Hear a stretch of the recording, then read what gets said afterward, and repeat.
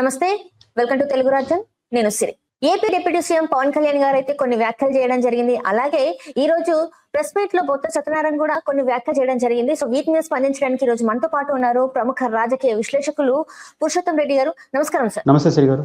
Sir, ఇప్పుడు చూసినట్టయితే AP deputy CM కొన్ని వ్యాఖ్యలు చేశారు సార్. ఏంటంటే నియోజకవర్గంలో అసలు ఎలాంటి ప్రాబ్లమ్స్ లేవు, కావాలని చిన్నపిల్లల మధ్యలో ఈ రాజకీయాల కోసమే ఈ కులం పేరు పెట్టి ఇలాంటివన్నీ తీసుకొస్తున్నారని చెప్పేసి పవన్ కళ్యాణ్ గారు మాట్లాడడం జరిగింది సార్. సో దీన్ని ఎలా చూడాలంటారు సార్? అంటే కుల వివక్ష లేదా కులం సమస్య అనేది అంతర్లీనంగా సమాజంలో ఉంది. కులాలకు అతీతంగా, మతాలకు అతీతంగా సమాజాన్ని చైతన్యపరచాల్సిన బాధ్యత అందరి మీద ఉంది.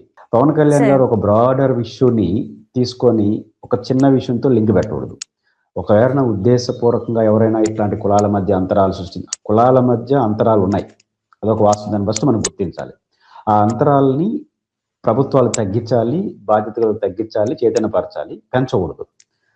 పవన్ కళ్యాణ్ గారు ఈ కులాలు, ఈ ఇబ్బందులు, వాటి గురించి మాట్లాడదలుచుకున్నప్పుడు, ఇప్పుడు కూటమి ప్రభుత్వం అధికారంలో ఉంది. చంద్రబాబు గారు ముఖ్యమంత్రిగా ఉన్నప్పుడే జస్టిస్ పున్నయ్య గారితో కుల వివక్షకు సంబంధించి, కులాలకు సంబంధించిన కమిటీ వేశారు. వారు కుమార్తె ప్రతిభా పాటిల్ గారు అసెంబ్లీ స్పీకర్ కూడా పనిచేశారు. ఆ నివేదిక ఫస్ట్ టైం చదవాలి.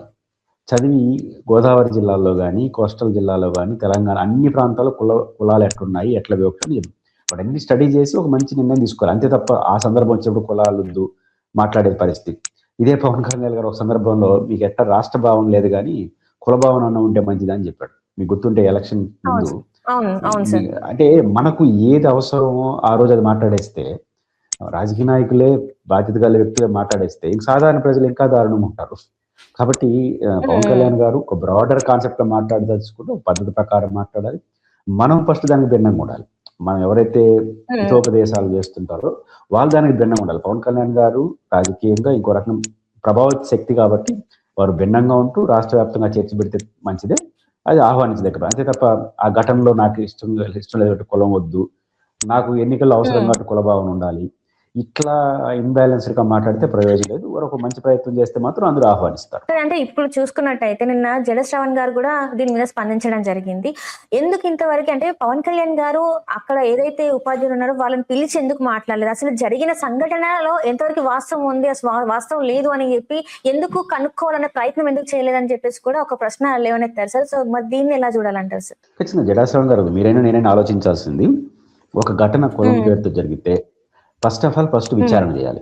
అసలు సమస్య ఏంటి, ఈ సమస్యానికి ఎవరు కారణం, వ్యక్తుల, ఇంకో కారణం తెలుసుకొని ఎవరైనా ఉద్దేశపూర్వకంగా అలాంటి ప్రయత్నం చేస్తే చట్టపరంగా చర్యలు తీసుకోవాలి. లేదా ప్రజల మధ్య ఉన్న సహజమైన పరిస్థితి చైతన్యపరచాలి. చట్టపరమైన చర్య తీసుకోవాలా, చైతన్యపరచాలనేది ఆ ఘటన బట్టి ఆధారపడి ఉంటుంది. కాబట్టి దాన్ని ఫస్ట్ స్టడీ చేయాలి, విచారణ జరపాలి. స్కూల్ స్థాయిలో అయితే విచారణ జరిపి అంటే సమస్య మూలాలు అర్థమైతే దానికి రెమెడీ అర్థం అవుతుంది. మూలాలతో సంబంధం కులం వద్దు, మతం వద్దు అని జనరల్ గా మాట్లాడితే కుదరదు. కులం వద్దు, మతం వద్దని అనట్లేదు. నేను సనాతన ధర్మం గొప్పగా చెప్తున్నాడు కాబట్టి కులం వద్దు, కానీ మతం కావాలి. మతం కావాలని రోజు మాట్లాడేది ఎవరు? మనమే కదా. ఇప్పుడు కులాల మధ్య ఎట్లా విభేదాలు ఉంటాయో మతాల మధ్య ఉంటాయి. పర్టికులర్ గా భారత రాజ్యాంగం ప్రకారం కులాలు, మతాలు అతీతంగా ప్రభుత్వం ఉండాలి. మనం ఉప ముఖ్యమంత్రిగా ఉంటే నేను సనాతన ధర్మం అని మాట్లాడితే ఇంకా కులం ఎందుకు? సనాతన ధర్మంలో కులం లేదా? కాబట్టి బేసిక్ గా బ్రాడర్ గా ఉన్నప్పుడు సమస్యలు, బ్రాడర్ గా లేనప్పుడు సమస్యలు వస్తాయి. దాన్ని మనం కష్టం వచ్చినప్పుడు ఒక మాట, సుఖం వచ్చినప్పుడు ఒక మాట మాట్లాడితే కుదరదు. అంటే ఇప్పటివరకు ఆయన నియోజకవర్గంలో ఇలాంటివి ఇది రెండోసారి జరిగినట్టు చూడాలి కదా సార్. ఎందుకంటే గతంలో చూసుకున్నట్టయితే ఒక గ్రామ బహిష్కరణ, అంటే ఆ బహిష్కరణ జరిగినప్పుడు అప్పుడు స్పందించలేదు, అండ్ ఇప్పుడు ఇలా జరుగుతున్నప్పుడు ఇప్పుడు స్పందించడం లేదు. తన నియోజకవర్గంలోనే ఇలా జరుగుతున్నప్పుడు ఆయన అసలు ఎందుకు పట్టించుకోవట్లేదు? ఎందుకంటే ఇది అసలు జరగలేదు అన్నట్టు చూడడానికి ఇష్టపడుతున్నారు, కానీ దీని మీద యాక్షన్ తీసుకోవడానికి ఎందుకు ఇష్టపడట్లేదు అంటారు సార్? అంటే బేసిక్ గా ఒక సమస్య పట్ల బ్రాడర్ ఆస్పెక్ట్ లేనప్పుడు ఇట్లాంటి ఫలితాలు వస్తాయి. బ్రాడర్ ఆస్పెక్ట్ అంటే కులం నిర్మోహమాటంగా దాన్ని ఒప్పుకోకూడదు, ఏ కులాన్ని ప్రోత్సహించకూడదు, ఏ కులాన్ని తక్కువ చేయకూడదు, మతం ఏ మతాన్ని ప్రోత్సహించకూడదు, ఏ మతాన్ని ప్రోత్సహించకూడదు. ఇప్పుడు పవన్ కళ్యాణ్ గారు కులం ఎక్కడి నుంచి వచ్చింది, మతం నుంచి అది వచ్చింది.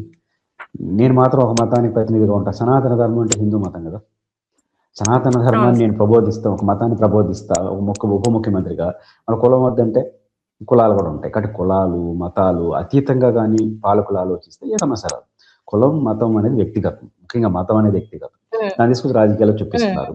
కాబట్టి బ్రాడర్గా ఆలోచించకపోతే వచ్చే సమస్య, బ్రాడర్గా ఆలోచించకపోతే ఆ నియోజకవర్గంలో ఏం జరిగింది డే టు డే యాక్టివిటీని ఎవరు